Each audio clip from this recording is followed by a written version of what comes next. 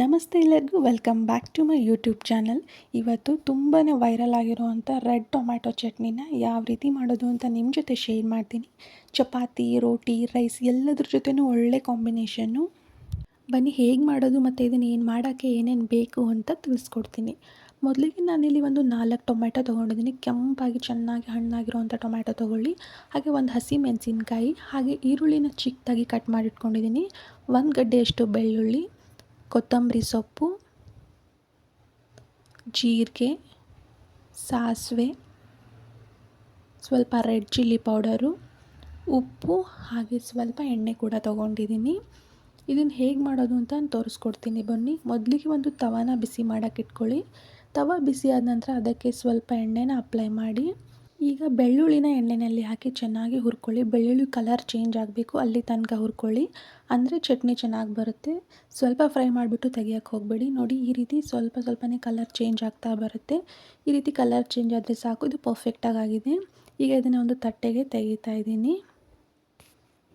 ಈಗ ಅದೇ ತವಾಗೆ ಇನ್ನೊಂಚೂರು ಎಣ್ಣೆನ ಹಾಕ್ಕೊಂಡ್ಬಿಟ್ಟು ನಾವು ಟೊಮ್ಯಾಟೊ ತೊಗೊಂಡಿದ್ವಲ್ವ ಅದನ್ನು ಈ ರೀತಿ ಅಡ್ಡ ಕಟ್ ಮಾಡಿ ಇಟ್ಕೊಂಡಿದ್ದೀನಿ. ಎಲ್ಲ ಟೊಮ್ಯಾಟೊನೂ ಕೂಡ ತವಾ ಮೇಲೆ ಇಟ್ಕೊಂಡು ಫ್ರೈ ಮಾಡ್ಕೋಬೇಕು. ಈ ರೀತಿ ಎಲ್ಲ ಟೊಮ್ಯಾಟೊನೂ ತವಾ ಮೇಲೆ ನೀಟಾಗಿ ಸ್ಪ್ರೆಡ್ ಮಾಡ್ಕೊಳ್ಳಿ.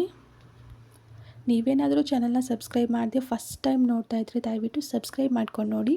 ಹಾಗೆ ಪಕ್ಕದಲ್ಲಿ ಕಾಣುವಂಥ ಬೆಲ್ ಐಕಾನ್ ಕ್ಲಿಕ್ ಮಾಡಿ, ಆಗ ನಾನು ಹಾಕೋ ವಿಡಿಯೋ ಫಸ್ಟ್ ನೋಟಿಫಿಕೇಷನ್ ನಿಮಗೆ ಬರುತ್ತೆ. ನೀವೇ ನನ್ನ ವಿಡಿಯೋನ ಮೊದಲಿಗೆ ನೋಡ್ಬೋದು. ಈಗ ಎಲ್ಲ ಟೊಮೆಟೊನ ಈ ರೀತಿ ಇಟ್ಕೊಂಡ ನಂತರ ಮೇಲ್ಗಡೆ ಒಂದು ತಟ್ಟೆ ಮುಚ್ಚಿ ಒಂದು 3-4 ನಿಮಿಷ ಹಾಗೆ ಬಿಟ್ಬಿಡಿ.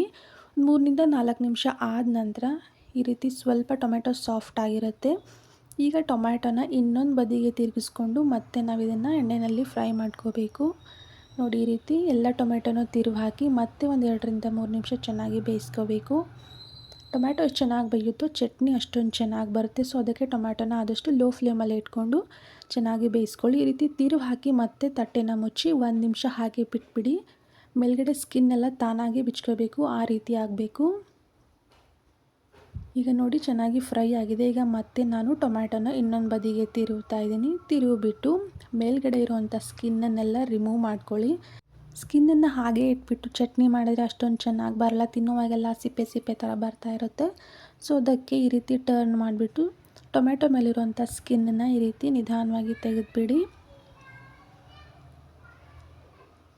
ಇನ್ಸ್ಟಂಟಾಗಿ ಮಾಡ್ಕೊಂಬಿಡ್ಬೋದು, ಜಾಸ್ತಿ ಟೈಮನ್ನು ಬೇಕಾಗೋದಿಲ್ಲ, ಜಾಸ್ತಿ ಇಂಗ್ರೀಡಿಯೆಂಟು ಏನು ಬೇಕಾಗೋದಿಲ್ಲ. ಮನೆಯಲ್ಲಿ ಸಿಗುವಂಥ ಕಡಿಮೆ ಪದಾರ್ಥಗಳನ್ನ ಬಳಸ್ಕೊಂಡು ಈ ಚಟ್ನಿ ರೆಸಿಪಿನ ನಾವು ಮನೆಯಲ್ಲಿ ಮಾಡ್ಕೊಂಬಿಡ್ಬೋದು.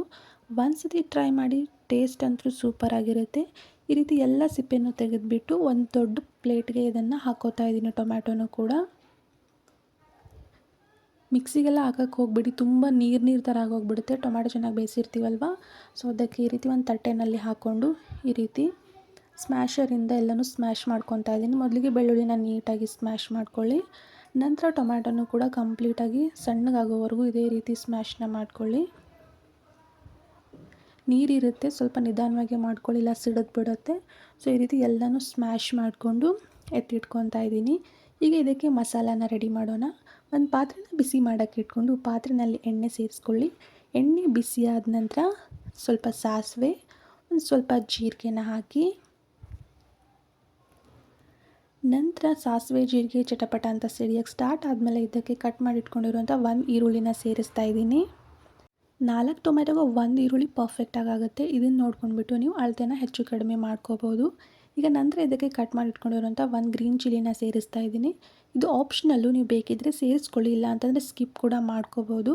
ಈಗ ಈರುಳ್ಳಿ ಸ್ವಲ್ಪ ಚೆನ್ನಾಗಿ ಬೇಯಲಿ ಅಂತ ಒಂಚೂರು ಉಪ್ಪನ್ನು ಸೇರಿಸ್ತಾ ಇದ್ದೀನಿ. ಉಪ್ಪನ್ನು ಮೊದಲಿಗೆ ಸ್ವಲ್ಪ ಕಡಿಮೆನೇ ಹಾಕ್ಕೊಳ್ಳಿ, ಆಮೇಲೆ ಟೇಸ್ಟ್ ಮಾಡಿಬಿಟ್ಟು ಕಡಿಮೆ ಅನಿಸಿದ್ರೆ ಇನ್ನೊಂಚೂರು ಹಾಕೋಬೋದು. ಸೊ ಅದಕ್ಕೆ ಸ್ವಲ್ಪ ಉಪ್ಪನ್ನು ಸೇರಿಸ್ಕೊಂಡು ಮತ್ತು ಇದನ್ನು ಚೆನ್ನಾಗಿ ಮಿಕ್ಸ್ ಮಾಡ್ಕೊಳ್ಳಿ. ಈರುಳ್ಳಿ ಕಂಪ್ಲೀಟಾಗಿ ಸಾಫ್ಟ್ ಆಗೋದು ಬೇಡ, ಒಂದು 50% ಬೆಂದರೆ ಸಾಕು. ಈಗ ಇದಕ್ಕೆ ಒಂದು ಸ್ವಲ್ಪ ರೆಡ್ ಚಿಲ್ಲಿ ಪೌಡರ್ನ ಸೇರಿಸ್ತಾ ಇದ್ದೀನಿ. ಇದು ಖಾರ ಏನಿಲ್ಲ, ಜಸ್ಟ್ ಕಲರ್ಗೋಸ್ಕರ ಹಾಕ್ತಾ ಇದ್ದೀನಿ. ನೀವು ಖಾರ ಜಾಸ್ತಿ ಇತ್ತು ಅಂದರೆ ಗ್ರೀನ್ ಚಿಲ್ಲಿನ ಕಂಪ್ಲೀಟಾಗಿ ಸ್ಕಿಪ್ ಮಾಡಿಬಿಡಿ. ಒಂಚೂರು ರೆಡ್ ಚಿಲ್ಲಿ ಪೌಡರ್ನ ಹಾಕ್ಕೊಂಡು ನಂತರ ಸ್ವಲ್ಪ ಗರಂ ಮಸಾಲನೂ ಕೂಡ ಸೇರಿಸ್ಕೊತಾ ಇದ್ದೀನಿ. ಒಂದು 1/2 ಟೇಬಲ್ ಸ್ಪೂನಷ್ಟು ಗರಂ ಮಸಾಲಾನ ಹಾಕಿ ಮತ್ತೆ ಇದನ್ನು ಮಿಕ್ಸ್ ಮಾಡ್ಕೊಳ್ಳಿ. ಎಲ್ಲ ಮಸಾಲನೂ ಈರುಳ್ಳಿ ಜೊತೆ ಚೆನ್ನಾಗಿ ಬೆರಿಬೇಕು. ಸೊ ಈ ರೀತಿ ಒಂದು 2-3 ನಿಮಿಷ ಫ್ರೈ ಮಾಡ್ಕೊಳ್ಳಿ. ಈ ರೀತಿ ಚೆನ್ನಾಗಿ ಮಸಾಲ ಎಲ್ಲ ಫ್ರೈ ಆದ ನಂತರ ಇದಕ್ಕೆ ನಾವು ಆಗಲೇ ಸ್ಮ್ಯಾಶ್ ಮಾಡಿ ಇಟ್ಕೊಂಡಿರುವಂಥ ಟೊಮ್ಯಾಟೊ ಪ್ಯೂರಿನ ಸೇರಿಸ್ತಾ ಇದ್ದೀನಿ. ಈ ರೀತಿ ಟೊಮ್ಯಾಟೊ ಪ್ಯೂರನ್ನ ಸೇರಿಸಿ ಮಿಕ್ಸ್ ಮಾಡಿಕೊಂಡು ಒಂದು 2ರಿಂದ 3 ನಿಮಿಷ ಚೆನ್ನಾಗಿ ಕುದಿಸ್ಕೋಬೇಕು.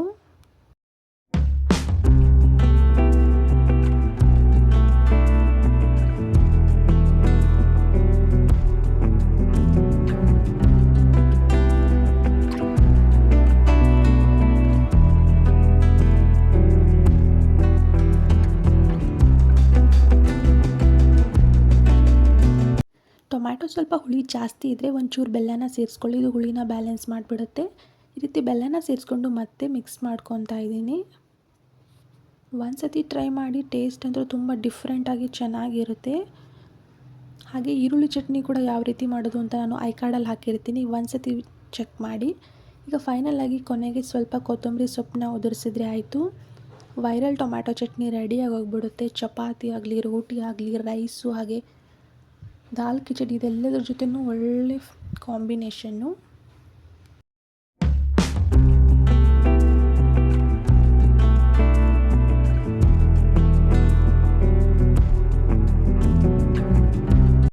ಫೈನಲಾಗಿ ವೈರಲ್ ಟೊಮ್ಯಾಟೊ ಚಟ್ನಿ ರೆಡಿ ಆಯಿತು. ನೀವು ಕೂಡ ಮನೆಯಲ್ಲಿ ಟ್ರೈ ಮಾಡಿ. ಹೀಗೆ ಸಪೋರ್ಟ್ ಮಾಡ್ತಾಯಿರಿ. Thank you for watching.